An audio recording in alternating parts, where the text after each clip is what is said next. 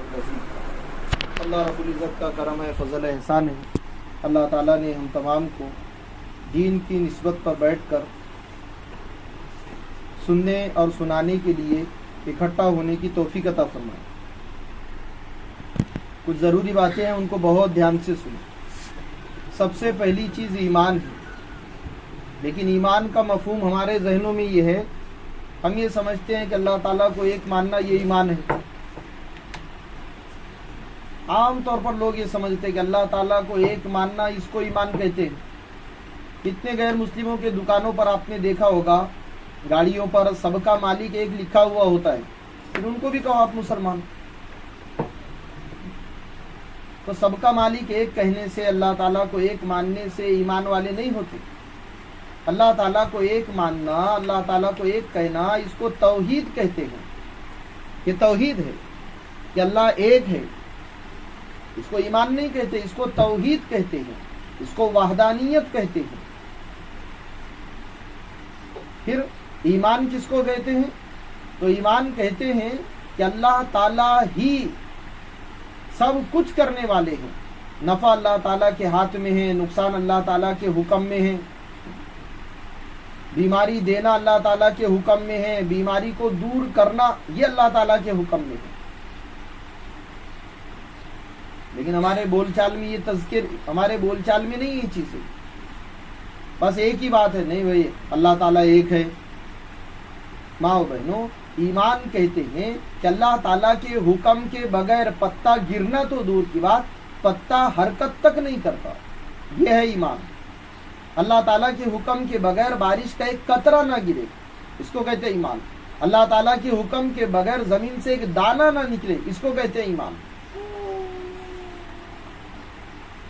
किसी को नफा ना मिले अल्लाह के हुक्म से, किसी को नुकसान ना हो अल्लाह के हुक्म से, इसको ईमान कहते हैं।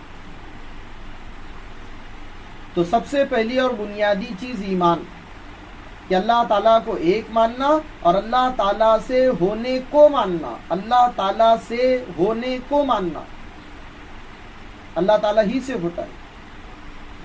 नफा, नुकसान, इज्जत, जिल्लत, मालदारी, गरीबी, मुफलिसी, खुशहाली, ये सब अल्लाह के हाथ में है। औलाद का मिल जाना, औलाद का अच्छा होना, बुरा होना, सब अल्लाह के हाथ में। बनी हुई चीजों को बिगाड़ने वाले, बिगड़ी हुई चीजों को बनाने वाले, ये अल्लाह ताला है। इसी तरीके से दूसरी चीज है नबी सल्लल्लाहु अलैहि वसल्लम के रसूल होने को मानना। उलमा ने लिखा है कि अल्लाह ताला को एक मानना, अल्लाह ताला से होने को मानना और नबी सल्लल्लाहु अलैहि वसल्लम को अल्लाह ताला का रसूल मानना, ये दोनों मिलेंगे तो ईमान होगा। अगर नबी सल्लल्लाहु अलैहि वसल्लम के रसूल होने को हटा लिया जाए तो ईमान ही खत्म हो जाएगा। इसलिए नबी सल्लल्लाहु अलैहि वसल्लम के तरीकों को अपनी जिंदगी में लाना मर्दों के लिए भी जरूरी, औरतों के लिए भी जरूरी।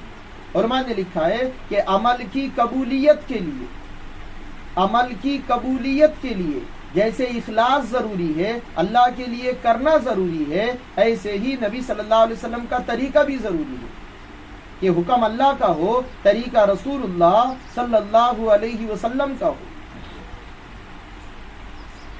अब इसके लिए आपको चंद काम करने हैं।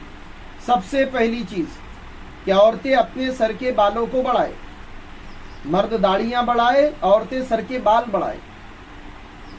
उल्टा हो गया, मर्द दाढ़ियां काटते हैं, औरतें सर के बाल काटती है। जैसे दाढ़ी काटने वाला मर्द फासिक है, बेदीन है, ऐसे ही बगैर उज्र, बगैर मजबूरी और बगैर जरूरत के सर के बाल को काटने वाली औरत फासिका है, बेदीन है। नबी सल्लल्लाहु अलैहि वसल्लम की तालीम है ये कि मर्द दाढ़ियां बढ़ाए, औरतें सर के बाल बढ़ाए। जुबानों से दावा करते हैं नबी सल्लल्लाहु अलैहि वसल्लम से मोहब्बत का, आप सल्लल्लाहु अलैहि वसल्लम से ताल्लुकात का, और अमल में मुखालिफत। तो मर्द हमारे घर में हमारा शोहर है, बेटा है, अब्बा है, आप कहो उनसे क्यों दाढ़ियां रखिए। उलमा ने लिखा है कि दाढ़ी का रखना सुन्नत मुअक्कदा यानी वाजिब के करीब है। दाढ़ी का रखना सुन्नत मुअक्कदा यानी वाजिब जैसा है। تو مرد داڑیاں بڑھائے، عورتیں سر کے بال بڑھائے، ایک کام۔ نمبر 2، ہمیشہ سر پہ اوڑھنی رکھنا، سر کے بالوں کو کھلا نہیں رکھنا۔ جیسے نماز فرض ہے، روزہ، زکوٰۃ، حج فرض ہے، ایسے ہی عورتوں کا اجنبیوں کی نگاہوں سے اپنے سر کے بالوں کو چھپانا فرض ہے۔ پھر سنیں دوبارہ، جیسے نماز فرض، ایسے ہی عورتوں کا اجنبی لوگوں کی نگاہوں سے اپنے سر کے بالوں کو چھپانا فرض۔ سر پہ اوڑھنی رکھنا، دوپٹہ رکھنا، گلے میں مت رکھو، سر پہ رکھنا۔ ہم نے ہمارے یہاں کہے تھے جمعہ میں کہ ہمارا دیور ہے، جیٹھ ہے، نندوئی ہے، بہنوئی ہے، ان کے سامنے بیٹھ کر کنگھی بھی مت کرو، کنگھی بھی مت کرو ان کے سامنے بیٹھ کر۔ اور ہمارے علاقے میں پہلے وہ ایک رسمیت چلتی تھی، اللہ کا احسان ہے وہ نحوست ختم ہو گئی، تو بھابھی کے آنکھیں میں پہلے سنترے کا پانی نچوڑتے تھے، بھابھی بھی بہت خوش ہوتی تھی، بے دین کہیں کی۔ کبھی سالی کے آنکھیں میں، بے دینی ہے، بے حیائی ہے، اللہ کے نبی صلی اللہ علیہ وسلم کے طریقوں سے نفرت اور عداوت کی علامت اور نشانی ہے یہ۔ اس لیے ہمارا دیور ہے، جیٹھ ہے، نندوئی ہے، بہنوئی ہے، ان کے سامنے بیٹھ کر کنگھی مت کرو، ان کے سامنے بیٹھ کر سر میں تیل مت لگاؤ، ان کے سامنے بیٹھ کر سر مت دھو، حتیٰ کہ ان کے سامنے بیٹھ کر وضو مت کرو، کیونکہ وضو کریں گے، سر کا مسح کریں گے تو اوڑھنی ہٹانی پڑے گی۔ اب آپ اندازہ لگاؤ کتنا احتیاط کروایا گیا، جب ان لوگوں کے سامنے نہیں تو پھر عورتوں کا دروازوں میں کھڑے رہنا، چوکھٹ پر بیٹھنا۔ ماں کے قدموں کے نیچے جنت، اور جنت کا بولے وہ جنت تو بازار میں گھوم رہی، ماں کے قدموں کے نیچے جنت، اور جنت کہاں پر؟ دروازے میں کھڑی ہوئی، چوکھٹ میں۔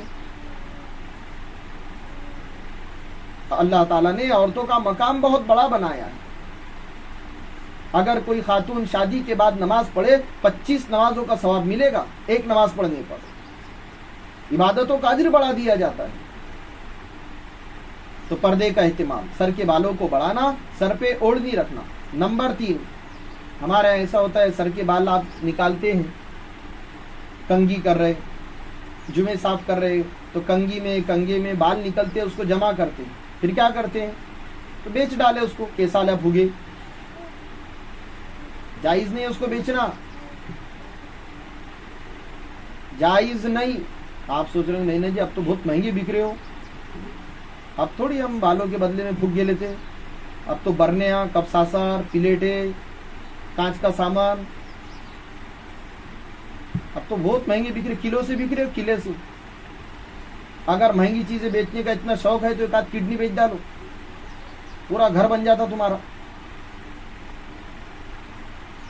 سر کے بالوں کو بیچنا جائز نہیں، اپنی زبان میں بولتے نا حرام کی کمائی، حرام کی کمائی ہے وہ، بیچو مت۔ آپ سوچ رہے ہیں ٹھیک ہے میں بھی سوچ رہی ہوں بچوں کو نظر ہی بہت لگ رہے ویسا بھی، اب بیچیں گے نہیں، ایک کام کریں گے وہ جلا کر نظر اتار کے نا، بھلاوے، لال مرچی اور بال اس کو جلا کر نظر اتار رہے۔ سر کے بالوں کو بیچنا جائز نہیں اور جلانا بھی جائز نہیں۔ جس نے ایسا کیا اللہ سے معافی مانگی، اور بہت کی ہم نے ایسا، تو اللہ سے معافی مانگنا ہے، اللہ مجھے معلوم نہیں تھا معاف کر دے۔ سر کے بالوں کو بیچنا بھی جائز نہیں، جلانا بھی جائز نہیں۔ کیا کرنا؟ دفن کر دو۔ ہمارے گھر میں ہمارا آنگن ہے، صحن ہے، اگر مٹی کا ہے دفن کر دو، نہیں ہے تو اپنے بیٹے کے پاس، شوہر کے پاس، بھائی کے پاس دو اور ان سے کہو کہ کسی اچھی جگہ پر اس کو ڈال دینا۔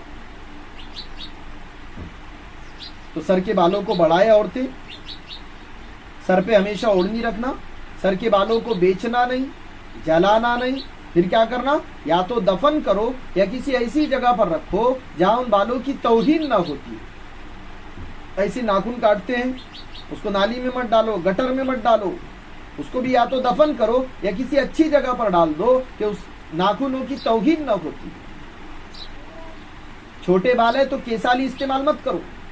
ہمارے نبی صلی اللہ علیہ وسلم نے لعنت بھیجی ہے، لعنت یعنی آپ نے کوسا ہے ان عورتوں کو جو کیسالی استعمال کرتی ہے۔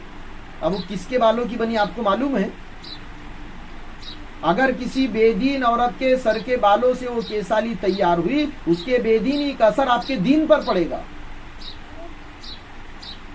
بہت بڑا نقصان ہے وہ۔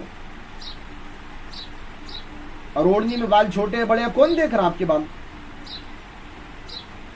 اس لیے کیسالی استعمال کرنے سے بچو۔ تو نبی صلی اللہ علیہ وسلم کے طریقوں کو اپنانا، شرعی پردے کا اہتمام کرنا۔ آج کل عجیب و غریب لباس آ رہے ہیں، آپ اپنے محرموں سے پوچھو کہ کیسے کپڑے پہننا۔ آپ کے محرم اپنے مسلک کے معتبر علماء سے پوچھیں گے، معتبر علماء آپ کے محرم کو بتائیں گے، آپ کے محرم آپ کو بتائیں گے۔ نہیں، ابھی تو ہم سوچ رہے کہ بس یہاں پر دنیا ارمان کے پورا کرنے کی جگہ نہیں ہے، مسلمانوں کے ارمانوں کے پورا کرنے اور پورا ہونے کی جگہ جنت ہے۔ ہمارے سب ارمان جنت میں پورا ہوگے، اور اگر یہاں پر ہم نے ارمانوں کو پورا کرنے کی کوشش کی تو پورا ہونا نہیں ہے، اور اگر ہوئے تو غلط طریقے سے ہوگے۔ اس لیے اللہ کے نبی صلی اللہ علیہ وسلم کا فرمان ہے کہ تمہارا ایمان اس وقت تک کامل نہیں ہو سکتا جب تک کہ تمہاری چاہتیں اس دین کے تابع نہ ہو جائے جس کو میں لے کر آیا ہوں۔ چاہتوں کو، اپنی خواہشات کو، اپنی پسند کو نبی صلی اللہ علیہ وسلم کے لائے ہوئے دین کے تابع کرنا، نمازوں کا اہتمام کرنا۔ اس کے لیے ایک کام آپ کو یہ کرنا ہے کہ گھر میں نماز پڑھنے کی جگہ طے کرو۔ ابھی گھر پہ جائیں گے تو نماز پڑھنے کی جگہ طے کرنا۔ کہاں پر؟ نماز پڑھنے کی جگہ طے کرنا گھر کے کونے میں، گھر کے کونے میں نماز پڑھنے کی جگہ طے کرو، ایک کام۔ دوسرا کام، ہر نماز کو نماز کے شروع وقت میں پڑھنا۔ جیسے ہی نماز کا وقت شروع ہو گیا نماز پڑھ لو۔ صرف اتنا معلوم ہونا چاہیے کہ نماز کا وقت شروع ہو گیا، نماز پڑھ لو۔ پھر ہمارا پورا گھرانہ نماز پڑھے۔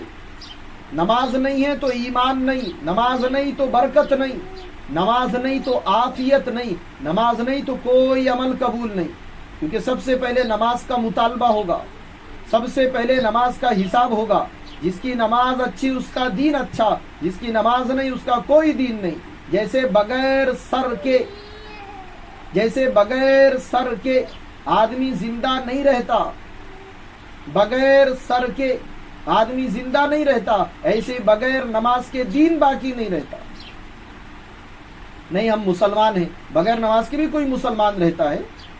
اللہ کے نبی صلی اللہ علیہ وسلم کا ارشاد ہے کہ جو جان بوجھ کر نماز چھوڑ دے اس کا تو ایمان ہی ختم ہو گیا۔ اور اکثر جان بوجھ کر ہی نماز چھوڑ رہے ہیں ہم لوگ۔ نماز کفر اور ایمان کے درمیان میں فرق کرنے والی چیز ہے۔ ایک نماز چھوڑے ایک حکم جہنم میں جلنا پڑے گا۔ جو نماز چھوڑتا ہے اس کا نام جہنم کے دروازے پر لکھ دیا جاتا ہے۔ بے نمازی پر فرشتے لعنت بھیجتے ہیں، بے نمازی سے اللہ ناراض ہوتے ہیں، بے نمازی سے ناراض ہوتے اللہ۔ بے نمازی کی وجہ سے گھر کی برکت ختم ہو جاتی ہے۔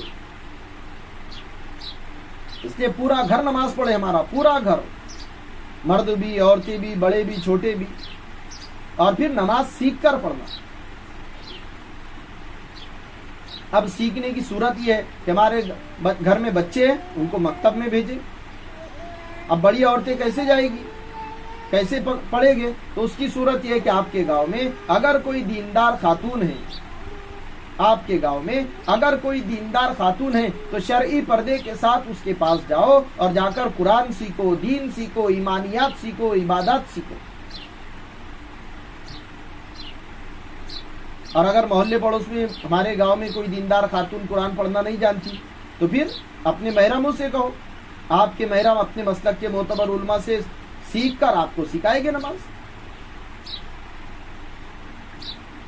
تو نماز پڑھنے کی جگہ طے کرنا، ہر گھر میں ابھی جا کر طے کرو۔ پھر کون سی نماز کا وقت کب سے شروع ہو رہا ہے وہ نقشہ اپنے گھروں میں لگاؤ، وہ چارٹ اپنے گھروں میں لگاؤ، پورا گھر نماز پڑھے اس کی فکر کرو۔ نماز سے گھروں میں برکت آتی ہے، نماز کی وجہ سے رزق کی تنگی دور ہو جاتی ہے، نماز کی وجہ سے بے برکتی ختم ہو جاتی ہے، نماز کی وجہ سے گھر کی نحوستیں ختم ہو جاتی ہے۔ نماز میں برکت ہے، نماز پڑھنے سے آدمی اللہ سے قریب ہوتا ہے، نماز پڑھنے والا اپنا سر اللہ کی گود میں رکھ دیتا ہے. نماز پڑھنا اللہ سے بات چیت کرنا ہے. نماز شیطان کا منہ کالا کرتی ہے. نماز پڑھنے سے آدمی گناہوں سے بچتا ہے. نماز کی وجہ سے گناہوں سے حفاظت ہوتی ہے. اس لیے نمازوں کا اہتمام کرو. کم سے کم روزانہ 1 پارہ پڑھو. کم سے کم 1 پارہ. لیکن ہمارے عجیب حال ہے, قرآن کب کھلتا؟ رمضان میں. کوئی ایک خاتون سے پوچھے کیوں جی کب پڑھے تھے قرآن؟ وہ میری ساس مری تھی تو پڑھی تھی میں نے. پھر آپ کب پڑھیں گی؟ بس وہ میرا سسرا جانے میں ہی ہے. کوئی مرے گا تو ہی قرآن کھلے گا ہمارے یہاں پر. قرآن ایصال ثواب کے لیے نہیں ہے. قرآن برکت کی کتاب بعد میں ہے, پہلے قرآن ہدایت کی کتاب ہے. اس لیے یہاں سے کچھ لے کر جانا. طے کرو کہ آج سے کم روزانہ 1 پارہ پڑھیں گے. کھانا نہ ملے تو ہم کو اندھیرے آتے, چائے نہ ملے تو جمائی اور سستی آتی ہے. ایسے ہی قرآن نہ پڑھے تو ہماری روحانی اعتبار سے کمزوری محسوس ہونا چاہیے. کم سے کم روزانہ 1 پارہ. ہر گھر میں قرآن کی تلاوت. جو پڑھنا جانتے ہیں قرآن پڑھے, جو پڑھنا نہیں جانتے قرآن کو سیکھنے کی ترتیب بنائے. دن میں کچھ نہ کچھ وقت نکالو اللہ کو یاد کرنے کے لیے. سبحان اللہ کہو, الحمدللہ کہو, درود شریف پڑھو, استغفار کرو. کئی دن گزر جاتے, ہفتے گزر جاتے, اللہ تعالیٰ سے بات چیت نہیں. روزانہ اماں سے بات ہو رہی, ہاں وہ ان سے بات بھی کرتی نا تو عجیب ہی لگتا میرے کو.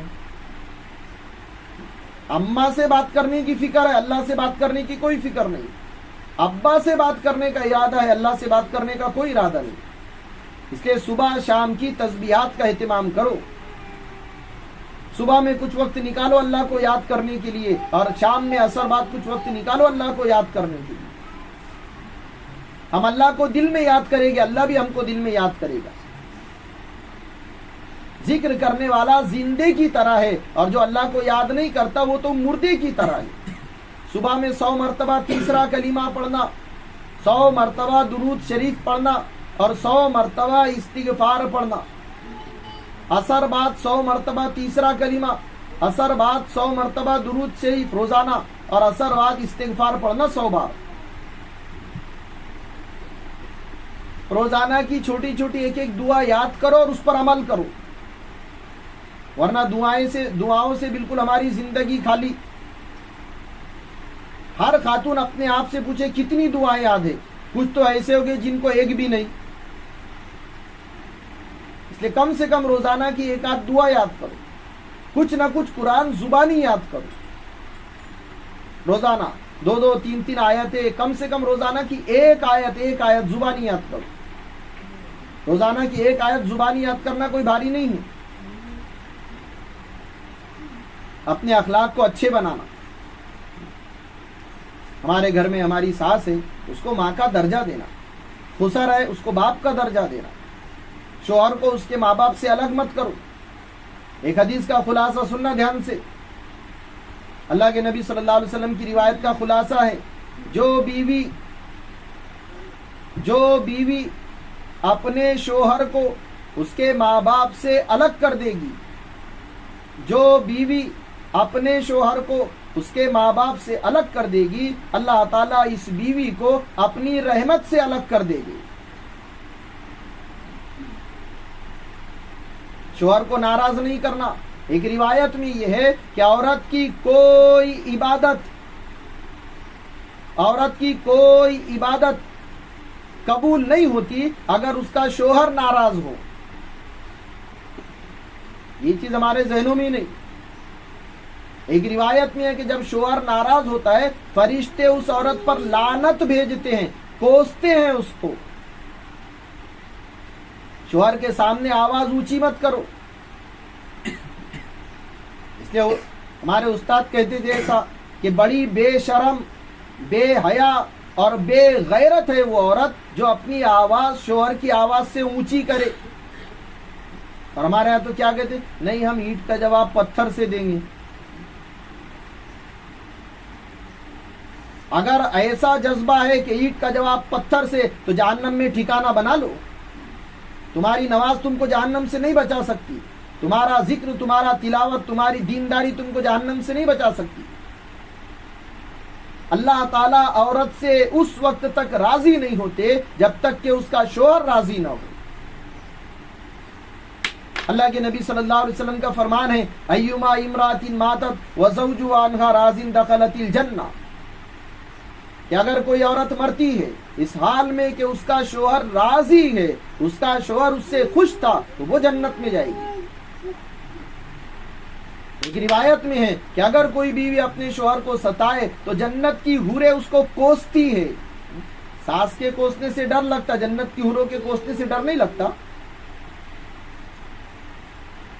یا ایھا الذین آمنوا لا ترفعوا اصواتکم فوق صوت النبی، اس آیت کے ضمن میں علماء نے لکھا ہے کہ جیسے نبی کے سامنے امتی کا آواز کو اونچی کرنا، بلند کرنا، زور سے کہنا بے ادبی ہے، ایسے بیٹے کا باپ کے سامنے، بیوی کا شوہر کے سامنے آواز کو اونچی کرنا بے ادبی ہے۔ اور میرے کو مکی سمجھ رہے کہ تم نہیں ہو، مکی تھوڑی ہے تو۔ ایسا نہ ہو کہ زبان درازی کرنے کی وجہ سے زبان کاٹی جائے۔ کیا کرے ذرا دھیان سے سننا۔ اللہ کے نبی صلی اللہ علیہ وسلم فرما رہے اللہ کے علاوہ کسی اور کے لیے اگر سجدہ کرنے کی اجازت ہوتی، گنجائش ہوتی، لامرت المرأۃ ان تسجد لزوجها، تو میں بیوی کو کہتا کہ شوہر کو سجدہ کرے۔ یہ مقام ہے شوہر کا، جائز ہے نہیں، اگر ہوتا تو یہ ہوتا۔ ایک صحابی نے پوچھا اے اللہ کے نبی صلی اللہ علیہ وسلم، عورت پر سب سے زیادہ حق کس کا ہے؟ کہا اس کے شوہر کا۔ عورت پر سب سے زیادہ حق شوہر کا۔ پھر پوچھا مرد پر سب سے زیادہ حق کس کا ہے؟ کہا اس کی ماں کا۔ شوہر کی اطاعت کرنا، اس کی نافرمانی نہیں کرنا۔ علماء نے یہاں تک لکھا ہے، حدیث میں ہے اذا دعا الرجل زوجته لحاجۃ فلتأتی به وان كانت على التنور، اس کو اپنی زبان میں سمجھے گے ہم۔ شوہر کھیت میں سے آیا، لاؤ پانی دے، اب یہ پکا رہی تھی روٹی تھی توے پر، توا تھا چولہے پر، برا لگیں گا آپ کو، چولہے پر نہیں گیس پر۔ اب یہ بنا رہی تھی روٹی، شوہر آیا پانی مانگا، اس نے سوچا کہ اگر پانی دیتی تو روٹی جل جائے گی۔ وَإِن كَانَتْ عَلَى التَّنُّورِ، اس نے سوچا کہ اگر پانی دینے جاتی تو روٹی جل جائے گی۔ شوہر سے کہا رکو تھوڑی دیر، دھیان سے سننا، آپ نے روٹی کو جلنے سے بچا لیا لیکن اپنے آپ کو جہنم کی آگ میں جلنے سے نہیں بچایا۔ روٹی جلتی ہے جل جانے دو، لیکن شوہر کو پانی دے دو۔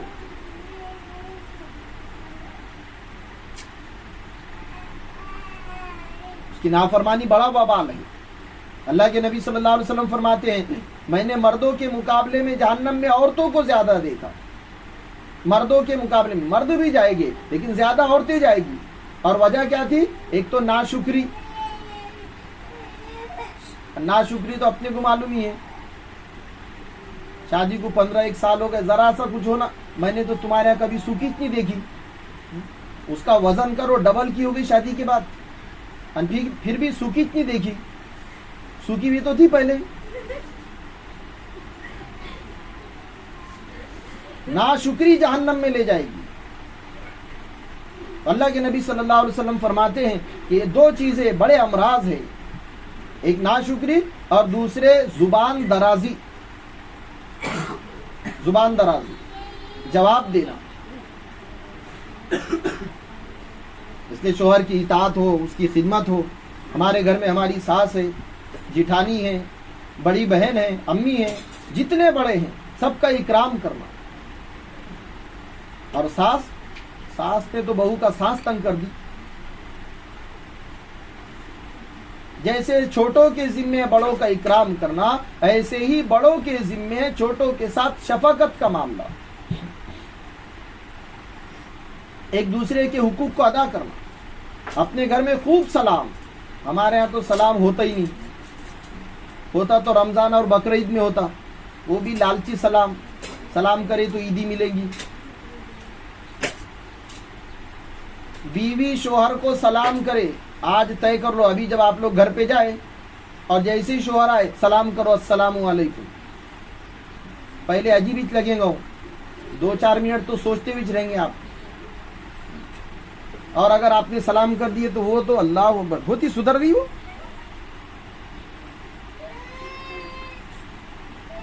अल्लाह के नबी सल्लल्लाहु अलैहि वसल्लम का फरमान है कि जब मुलाकात हो तो सलाम करना, शोहर को सलाम करो। सलाम दुआ है, अस्सलामु अलैकुम।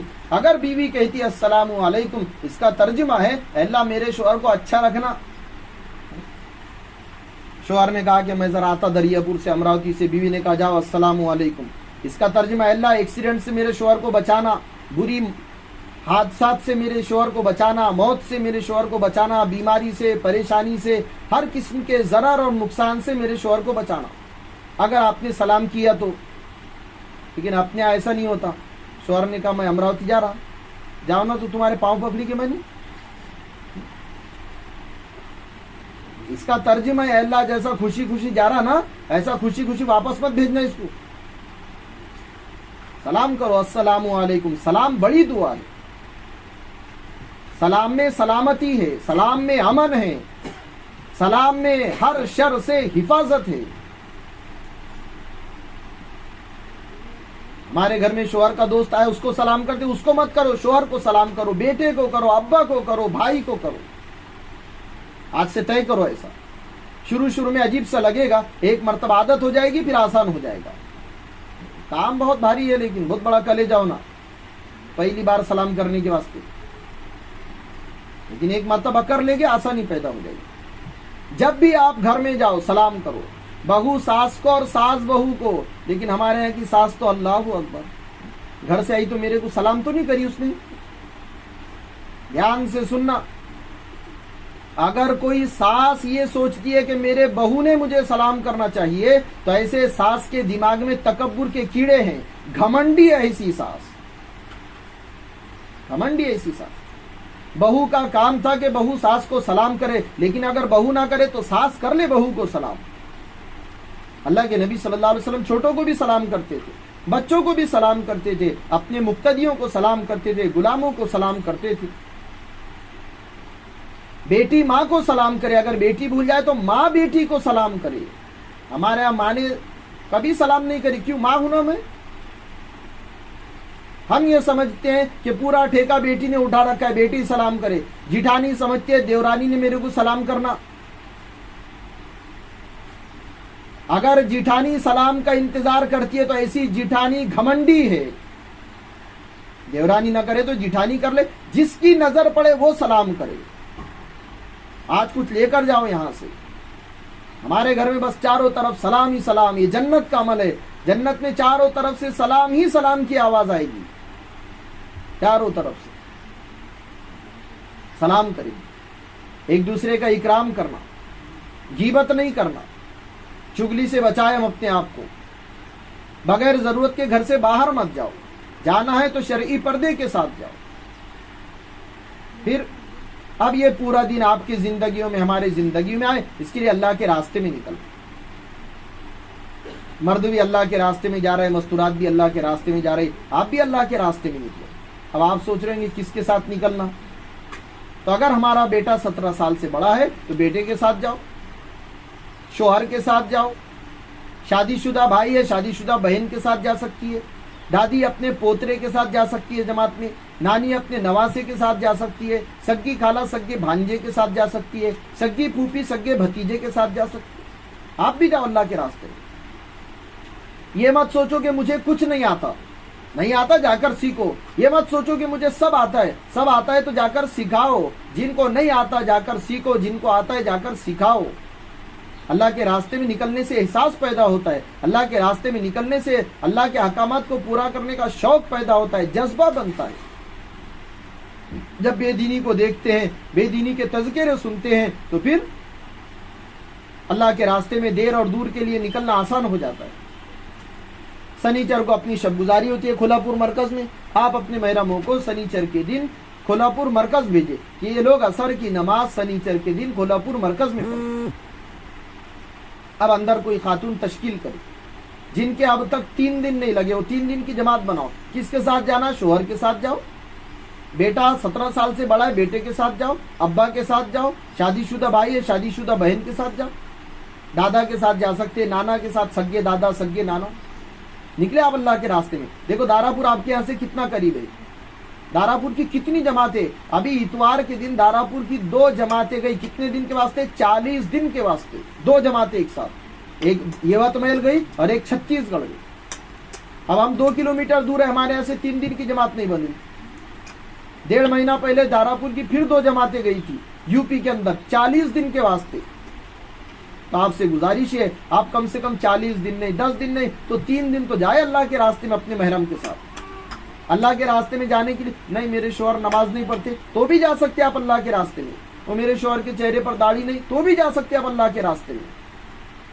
بس 3 چیزوں کو سامنے رکھنا ہے. ایک تو جس کے ساتھ جا رہے وہ ہمارا قریبی رشتہ دار ہو، جس کے ساتھ جا رہے وہ قریبی رشتہ دار، اور دوسرا شرعی پردہ برقع نقاب صحیح ہو، اور تیسرا کوئی چھوٹا بچہ ساتھ میں نہ ہو. اطمینان سے آپ لوگ تشکیل کرے. کل جمعرات ہے، جمعہ سنیچر سے 3 دن کی جماعت کی تشکیل ہو جائے. یہاں پر تشکیل کرنا اور گھر پہ جا کر اپنے محرموں کو تیار کرنا.